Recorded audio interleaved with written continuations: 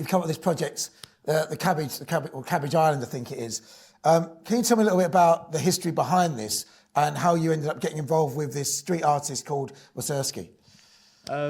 So following on from Luton Archer's mural, there was a lot of interest from that, and we had a smaller project, the Medway Eyes project, just off sort of one street behind that one, and we had that conversation. Namely, one of the partnership members here had that conversation around how can we actually deliver something bigger and bolder following on from that, and again that sort of sense of ambition to do something that nobody else will seemingly do in our area. So we started off that project looking at different locations, different artists that we could approach and start shortlisting.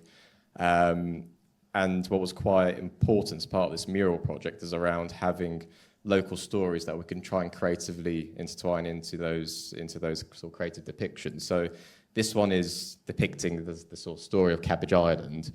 The whole area of Luton Road before the Victorian housing was built was agricultural fields, and particularly, for planting and growing cabbages. So the mural kind of depicts if those cabbages or Cabbage Island were to return, how do we sort of react to it when they crash land? So that's the sort of approach that the artist was able to do, and we just gave him the stories, a list of stories, including Chatham Jack and some others, and he picked that one out, saying that's something I'd really like to pick up on and develop an idea, which is definitely really thought-provoking. And we're able to approach residents who wanted to sort of donate the walls, one of them being the lady who owns this house, and she loved the idea. And now we're getting it painted next week. Oh, wow. I always think it's this amazing thing to have inside the house. I know some people in certain areas would object to it, and I can understand why. Equally, I'd imagine if you got this inside your house, you're probably putting a load of value in your property. But it's an amazing thing to do. And you got any ideas to do any more work with him at all and do different things in different parts of Luton? Yeah, so we're sort of treating this as a test bed to see how it goes, sort of reflecting on it, but definitely to scale it.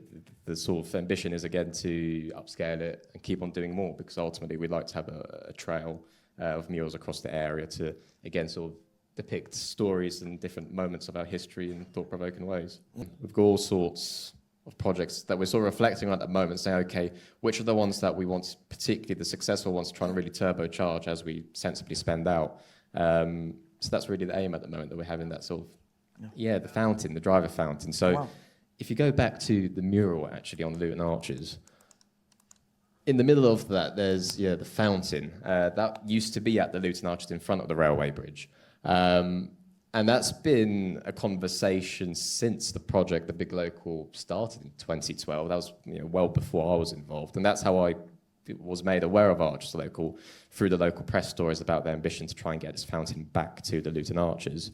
So now we've kickstarted those conversations again. It's been on and off over years, but we're now having those serious conversations about how do we bring it back to the area, and we are looking into it, because that's, again, sort of around the identity and the history of the area. That's really important to us, and probably out of all the projects that we've been looking at, this is the longest running one that we definitely want to get delivered.